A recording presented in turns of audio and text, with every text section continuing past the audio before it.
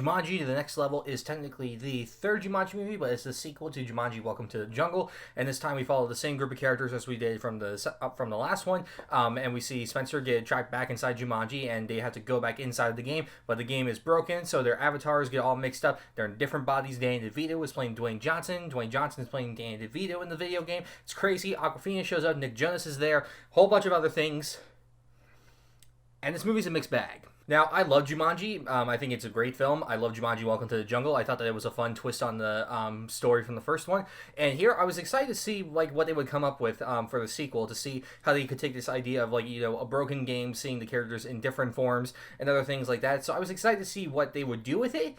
And I feel like that they try new things, but they stayed real safe with this. One of the first things that obviously I freaking love about this movie is the actors are in different bodies this time around. Dwayne Johnson is playing Danny DeVito, playing Dwayne Johnson. So that's as amazing as you know that it's going to be. That's easily worth the price of admission. I'm going to be totally honest with you. Seeing Dwayne Johnson act like that is kind of amazing. And it is so different from anything he's ever done before that I love it. What sucks about the film, though, is that it presents new ideas for the characters to grow, and we do get a bit of that, but then as the film goes on, it just starts straying to the same path as the first film, or technically the second film. I don't really give a crap. But because of that, we start straying to the same path, and it's like the jokes remain the same, but the growth of the characters kind of stops, which is annoying and frustrating. So yeah, like I said, the character growth was something that I really liked at first, but then it just kind of stopped doing it, which is really disappointing, because the whole concept of this film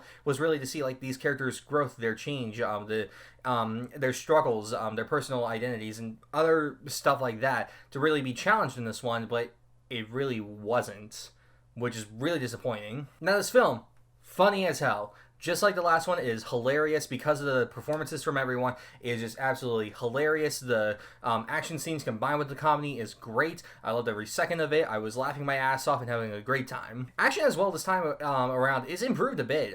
They added in a lot more animal varieties rather than just goons on motorcycles. So I really appreciate that, adding in those kinds of elements and adding different kind of video game level designs and things like that. I thought that was really interesting. And seeing Dwayne Johnson as Danny DeVito punch a bunch of bad guys, just sending them flying across the world, it's awesome, and I loved it. Probably my biggest gripe that I have with this film is, like I said, it really follows the first film a lot. I mean, a lot. Literally, they change the locations this time around, change who the bad guy is, and mainly keep it the same. There's very rarely anything different in this one. Now, obviously, because the characters have gone through this already, they know what to do-ish. So they know not to, screw up or die or anything like that. But then, Danny Glover and Danny DeVito, keep screwing up. So it's like, we're in this weird circle that keeps going back and forth as to, we know what we're doing, but we also don't know what we're doing. It's weird. One thing that frustrates me as a gamer that has experienced broken games is that broken games don't really work the way that they are supposed to, at all. There could be simple glitches, you're walking one place and you're in another instantly, or it's your legs aren't there but you're still moving. Weird glitches like that, or it's just entire sections of the world are gone, or the game just crashes. And this game is supposed to be broken, but it's not. The only broken thing about it is that their avatars are switched. That's it. Everything else is just the world has just changed. That's it. There's no commentary on glitches or broken games or really anything like that. So it's they wanted to expand into that territory, but they also wanted to play it really safe. So they rather went with the safe rather than the interesting, which is really annoying for me as a gamer. But if you're not a gamer, it's really not going to bother you that much. But it's a huge missed opportunity on their part. Also, for the villain this time around really sucks this time. The first one, he was not anything memorable at all, but the actor that played him, gave it 110% of just, the crazy that I kind of loved it. But again, I don't even remember it. Here, he has nothing. He's in, one or two scenes beforehand, and then he doesn't show up again until the end. And even then, it's oh, you're the bad guy, right? What's your name? What's supposed to be memorable about you? He's worse than a lot of the worst Marvel villains. And that says a lot, because Marvel has made some pretty bad villains over the past few years. Yeah, the villain this time around sucks, so it's hard for me to get invested in, that aspect of it. By the end of the film, it really feels like that, not much was really learned, gained, changed, or anything like that. It was a fun time. I had like, a great laugh here, through most of the whole thing. The action I really enjoyed, but just overall, it's just like, what was the point of this? What changed? What grew? What really happened? Because by the end, the characters are back in the same place they were at the end of the first movie, which is kind of frustrating. Now, the end credit scenes, I like it. I think it could be interesting if they play it right.